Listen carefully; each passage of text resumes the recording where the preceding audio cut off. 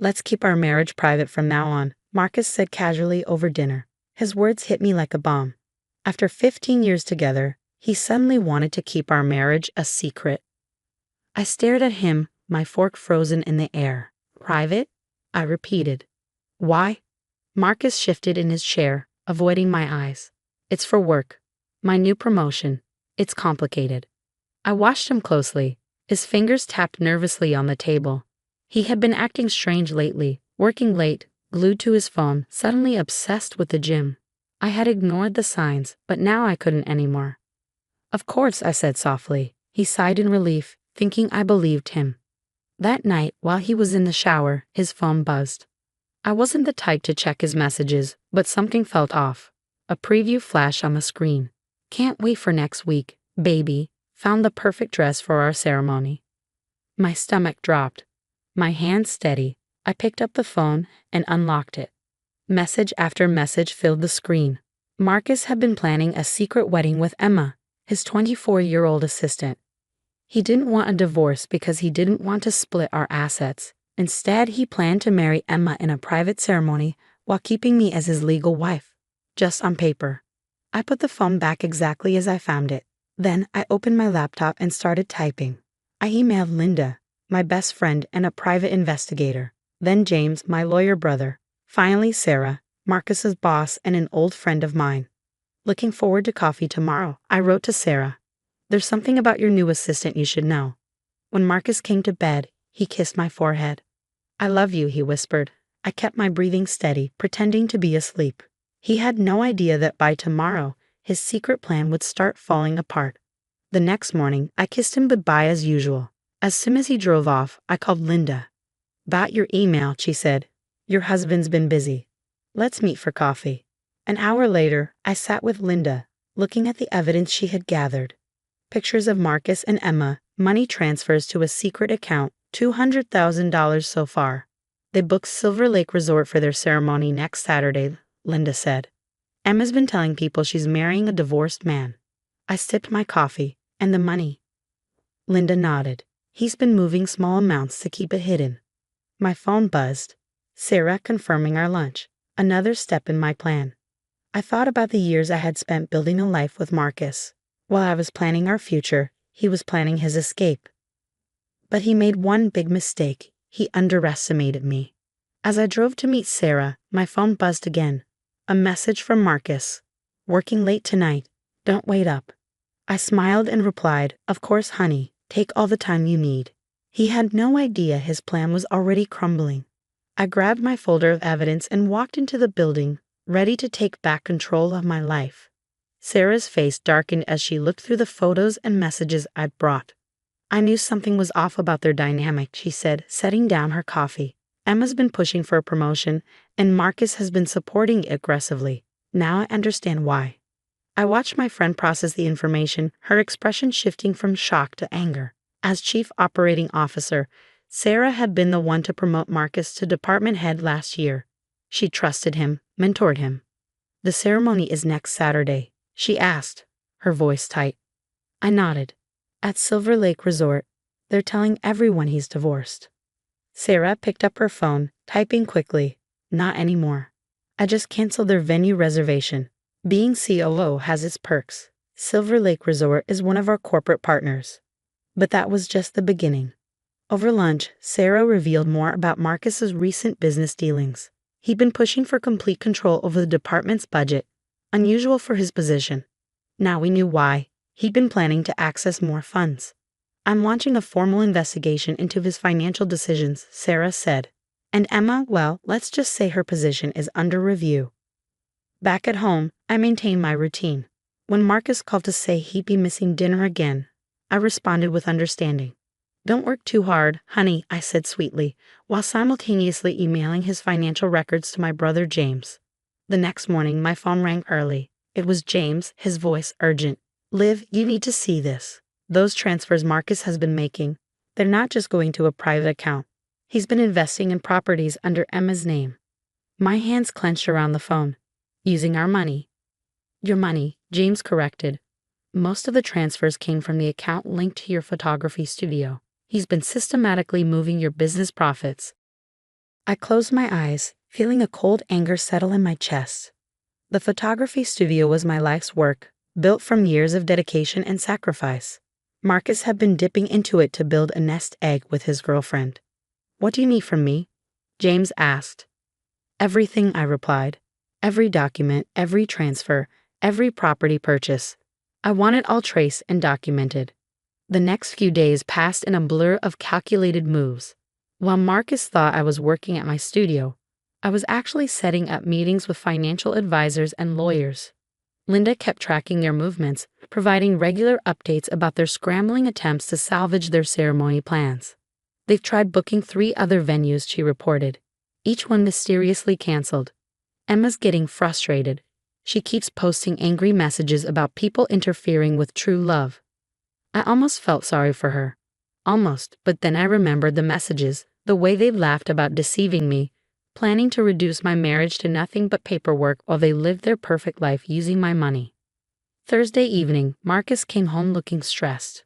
The ceremony was supposed to be in 2 days, and nothing was going as planned. I watched him pick at his dinner, dark circles under his eyes. "Rough day?" I asked innocently. He ran a hand through his hair. "Just work stuff, nothing for you to worry about." "Of course not," I smiled. "Oh, by the way, Sarah called earlier. She mentioned something about a department audit." Marcus's fork clattered against his plate. "Sarah called you? What did she say?"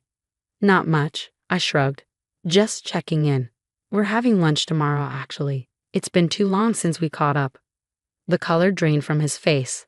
I continued eating calmly, watching him try to maintain his composure. His phone kept buzzing. Probably Emma, panicking about their ruined plans. "I need to make a call," he muttered, rushing from the table. I could hear him in the other room, his voice urgent and hushed. "We need to postpone. No, listen to me. Everything's falling apart. I don't know how." While he was distracted, I forwarded Linda's latest report to Sarah and James. The evidence was overwhelming. Financial misconduct, misuse of company resources, unauthorized fund transfers. Marcus hadn't just planned to betray our marriage, he compromised his professional integrity in the process. That night, as we lay in bed, Marcus reached for my hand, something he hadn't done in months. I let him take it, feeling his palm sweaty against mine. "Liv," he said softly, "you know I love you, right?" I turned to look at him, this man I'd loved for 15 years, who'd planned to reduce our life together to a secret shame while he built a new life with someone else. "Of course," I replied, my voice steady. "We should keep that private too, shouldn't we?" He flinched at my words but said nothing. We both lay there in silence, but while he was probably worrying about his crumbling plans, I was thinking about tomorrow. About Sarah's scheduled department meeting, about the documents waiting in James' office, about the truth that was about to shatter Marcus's carefully constructed facade. Tomorrow, he would learn that keeping our marriage private had been his biggest mistake, because while he'd been planning his new life with Emma, I'd been ensuring he'd lose everything he was trying to steal from me. I closed my eyes, listening to his uneasy breathing beside me. In less than 24 hours, his perfect plan would completely unravel, and I would be wide awake to watch it all unfold. Friday morning arrived with a storm, both literally and figuratively. Marcus left early for work, kissing my cheek absently. "I might be late tonight," he said, not meeting my eyes. "Actually," I replied, grabbing my car keys, "I'm heading to the office too. Sarah invited me to sit in on the department meeting." He froze, his hand on the doorknob. "What department meeting?" "Oh, didn't she tell you? The whole team's gathering at 9. Something about financial reviews and policy changes." I smiled, watching the color drain from his face. "I'll see you there, honey." I arrived at the office building just as Sarah was gathering everyone in the conference room. Emma was there, her young face glowing with artificial confidence. She faltered when she saw me, quickly looking away. Marcus sat rigidly in his chair, his eyes darting between me, Emma, and Sarah. Sarah stood at the head of the table, her expression professional but stern. "Thank you all for coming. We're here to address some serious concerns about departmental conduct and financial irregularities." The next hour was a masterclass in professional demolition. Sarah methodically outlined every unauthorized transfer, every misused resource, every breach of company policy. With each revelation, Marcus seemed to shrink in his chair while Emma's perfect makeup couldn't hide her growing panic. Furthermore, Sarah continued, we've discovered evidence of an inappropriate relationship between a department head and his subordinate, including the misuse of company funds to purchase properties under false pretenses. Emma burst into tears. He told me he was divorced. He said the money was his. Marcus finally found his voice. This is a misunderstanding. I can explain everything. Please do, I said quietly, speaking for the first time. Explain how you plan to marry your girlfriend while keeping me as your legal wife. Explain how you use my studio's profits to buy properties for your new life. I'm particularly interested in hearing about the private ceremony planned for tomorrow. The room fell silent. Every eye turned to Marcus, then to me, then to Emma, who had suddenly stopped crying. You knew? Marcus stammered.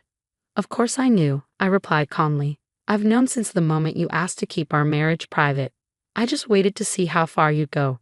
Sarah cleared her throat. Marcus, Emma, please proceed to HR. Security will escort you. The rest of you are dismissed. As people filed out, some offering me sympathetic glances, others avoiding eye contact entirely, Marcus made one last desperate attempt. Liv, please, he begged. We can talk about this. We can fix things. I stood up, smoothing my skirt. Fix things. Like how you plan to fix our marriage by making it a secret, or how you fixed my business accounts by emptying them. I was going to pay it back, he protested weakly. No need, I replied. The company's legal team has already frozen all the accounts and properties. My brother James is handling the recovery of my assets, and since you're so interested in keeping things private, I'm sure you'll appreciate the discretion of the divorce proceedings. Emma, who had been quietly edging toward the door, suddenly turned back. You can't do this. We're in love. I looked at this young woman, barely older than an intern, who thought she could build her happiness on the ruins of my life. Love? You don't even know him, the real him, but you will now. Security arrived to escort them out. As they left, I heard Emma's voice rising hysterically in the hallway. What do you mean the properties aren't in my name? What about the money you promised? I sat alone in the conference room for a moment, letting the morning's events settle. Sarah returned, placing a gentle hand on my shoulder. You okay? I nodded, feeling lighter than I had in weeks. You know what's funny? He really thought he was being clever, keeping our marriage private while he built a new life. He never realized he was giving me exactly what I needed, time to protect myself. That evening, I returned to an empty house. Marcus's belongings would be collected later under supervision. I poured myself a glass of wine and sat in my favorite chair, the one with the perfect view of the garden I planted when we first moved in.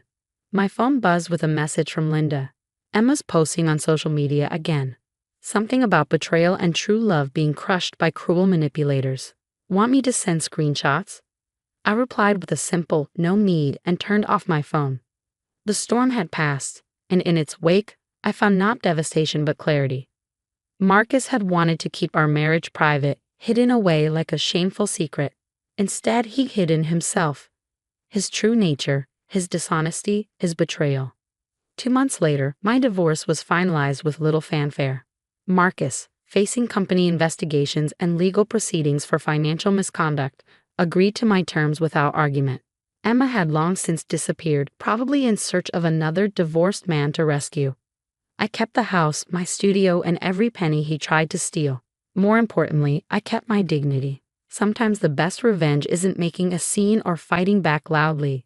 It's quietly dismantling someone's perfect plan while they think you're in the dark. Marcus had wanted privacy. In the end, that's exactly what he got. The privacy to reflect on his choices alone.